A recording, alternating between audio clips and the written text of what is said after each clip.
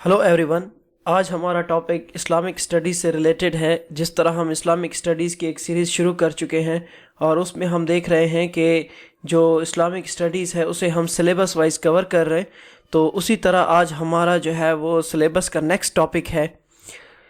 सबसे पहले हम देखते हैं कि हम सिलेबस में कौन सा एरिया कवर कर रहे हैं। फ्रेंड्स, मैं आप लोगों को बताता चलूं कि मैंने पिछले लेक्चर्स में ये टॉपिक जो है वो कवर किए हुए हैं। अगर आप लोग इन टॉपिक्स को पढ़ना चाहते हैं तो आप जो है मेरे चैनल में जा कर के इनको जो है आप सर्च कर सकते हैं। इन पे जो है मैंने बड़ी डिटेल से लेक्चर्स बनाया हुआ है। और अब चूँकि ये एक लेंथी यानी कि टॉपिक है, अब इसमें चूँकि हमने सारे बिलीव्स पढ़ने होते हैं वन बाय वन। इसमें से सिर्फ मैं अभी तक एक कवर कर चुका हूँ, वो है तौहीद। तो तौहीद टॉपिक मैंने कवर किया हुआ है, उस पर भी वीडियो अवेलेबल है। और आज का जो हमारा टॉपिक है वो बेसिकली रिलेटेड है सलाह से, यानी कि नमाज से। तो हमारा जैसे कि मेरा पैटर्न है कि मैं सबसे पहले पास्ट पेपर्स को कवर करता हूं कि पास्ट पेपर में जो टॉपिक आज हम पढ़ने जा रहे हैं उसका पास्ट पेपर में कौन कौन सी डायमेंशन में पूछा गया है। तो सबसे पहला क्वेश्चन आया है, describe the importance and philosophy of prayer, also explain it's individual and collective benefits. अब आप इसको बेनिफिट्स भी ले सकते हैं, अब आप इसके जो है वो इम्पैक्ट्स भी ले सकते हैं, ठीक है। तो बेसिकली जो एक नमाज है उसके इम्पैक्ट्स ही तो बेनिफिट्स होंगे ना। ऐसा तो नहीं है कि नमाज पढ़ने से कुछ बुरा हो गया, तो ये तो बेसिकली उसके इम्पैक्ट्स ही हैं, उसके बेनिफिट्स ही हैं। तो इनको हम इस पर्सपेक्टिव में डील करेंगे। उसके बाद एक और क्वेश्चन सीएसएस में पूछा गया है, इन द लाइट ऑफ इन्ना अस्सलाता तनहा अन अल फशाय वल मुनकिर। अब इसमें ये जो है वो पिछले सालों में पूछा गया है, describe the advantage and effects of prayer. अच्छा फ्रेंड्स, ये जो दोनों क्वेश्चन हैं बेसिकली सेम डायमेंशन ही पूछ रहे हैं, इसमें कोई फर्क नहीं है।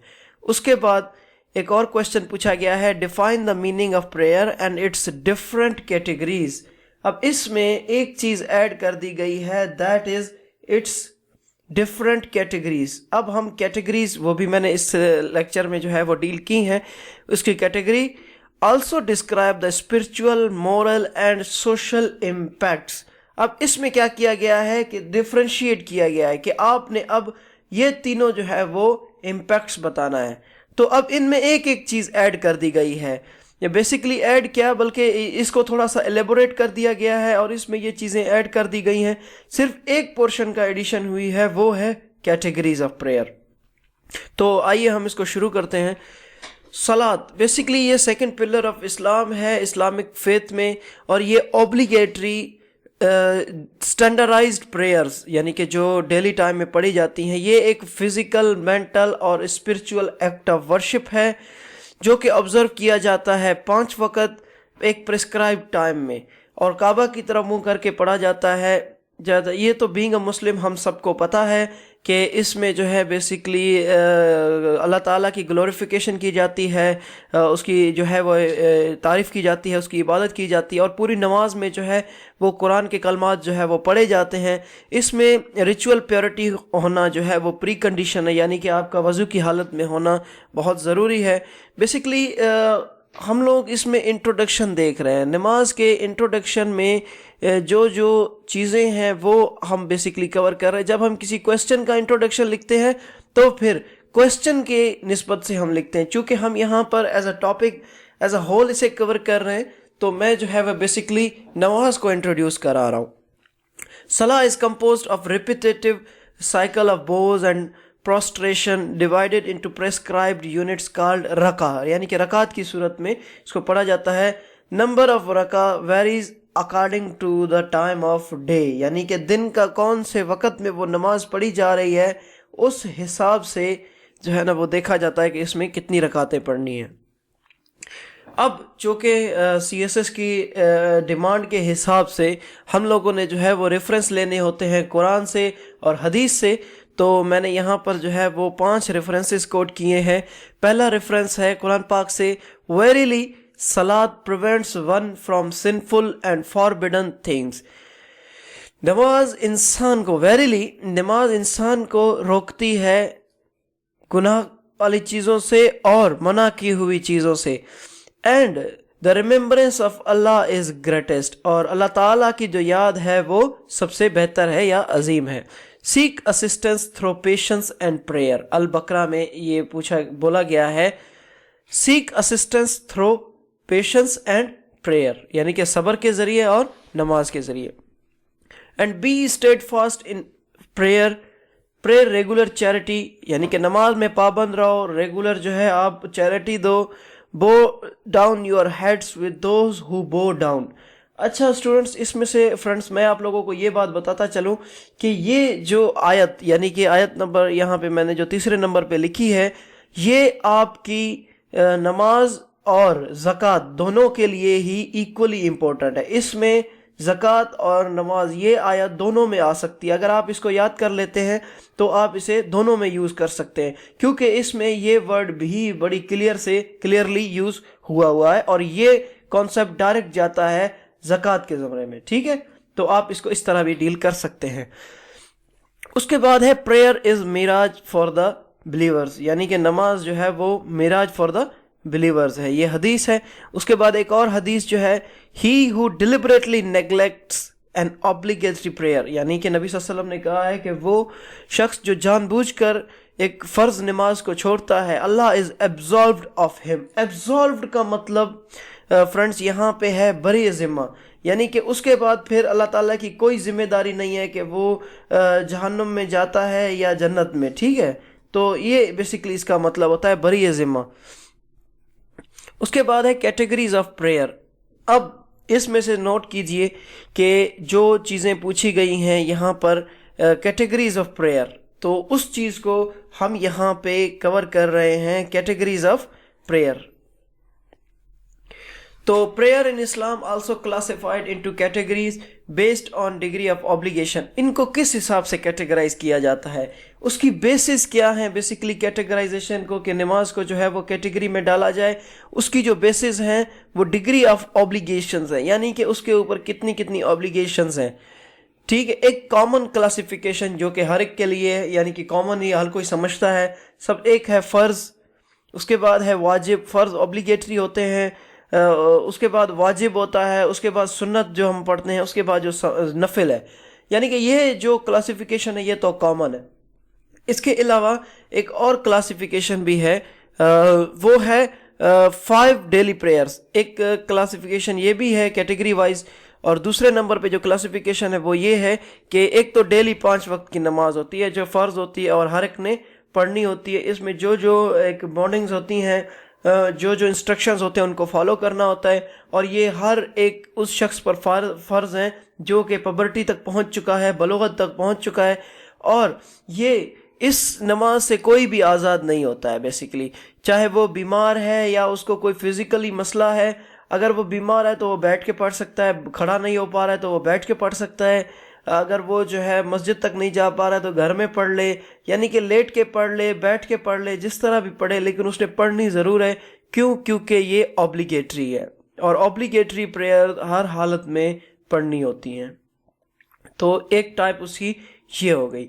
दूसरी है फ्राइडे प्रेयर. डेली प्रेयर के बाद जो दूसरी नमाज की कैटेगरी आती है वो नमाज जुम्मा होती है, और जुम्मा नमाज जो है वो बेसिकली ज़ोहर के टाइम को रिप्लेस करती है. इसमें खुतबा जो है वो दिया जाता है और ख़ुतबा मोस्ट इम्पोर्टेंट चीज़ होती है और ये उसमें सुना जाता है. और इसमें फ़ीमेल्स के बारे में ये है कि वो लोग जो है इसकी बजाय ज़ोहर की नमाज अपने घर में बैठ कर के पढ़ें.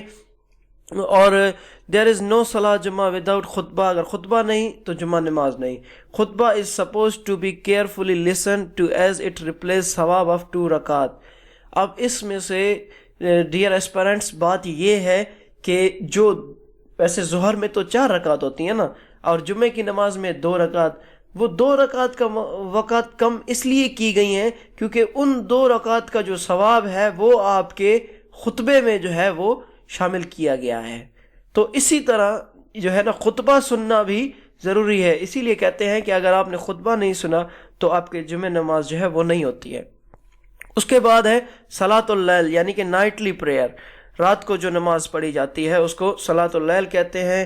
یہ آدھی رات سے شروع ہو کر فجر کی نماز کی وقت تک آپ اس کو پڑھ سکتے ہیں، اور یہ ایک ہائیلی میریٹوریس بائی آل شیعہ مسلم، تمام شیعہ مسلم جو ہے وہ اس کو یعنی کہ بڑا میریٹوریس سمجھتے ہیں، اور یہ کہا جاتا ہے کہ اس کے بہت سارے فائدے ہوتے ہیں ایک بلیور پہ۔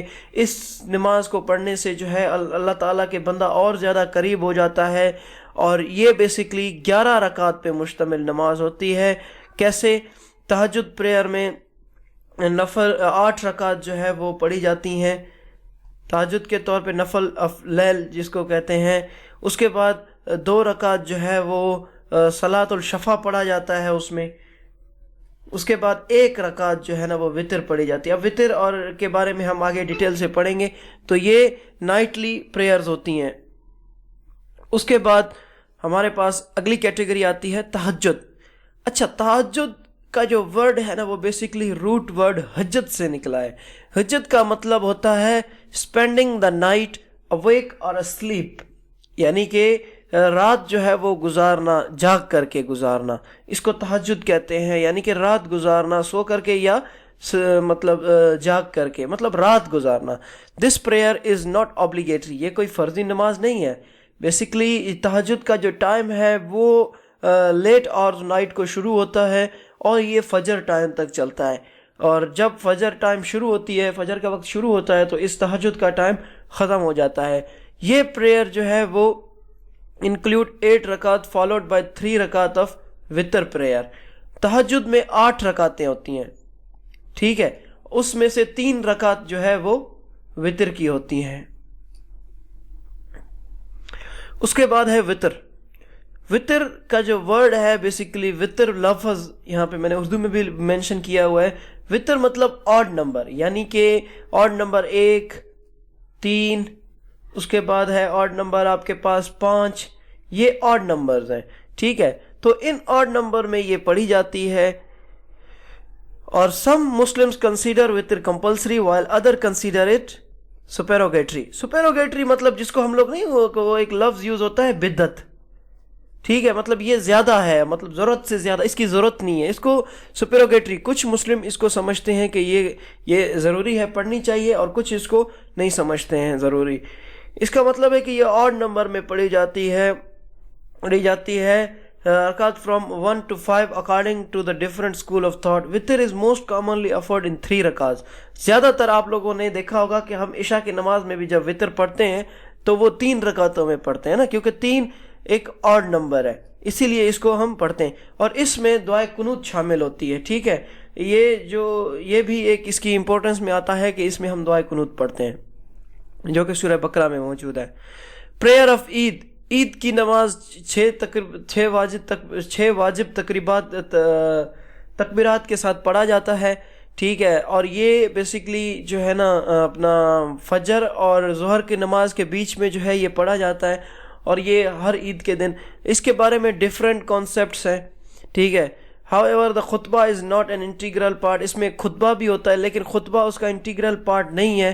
عید صلاح must be offered between sunrise and the true noon، between the time period of فجر and ظہر، اس کا میں نے بتا دیا۔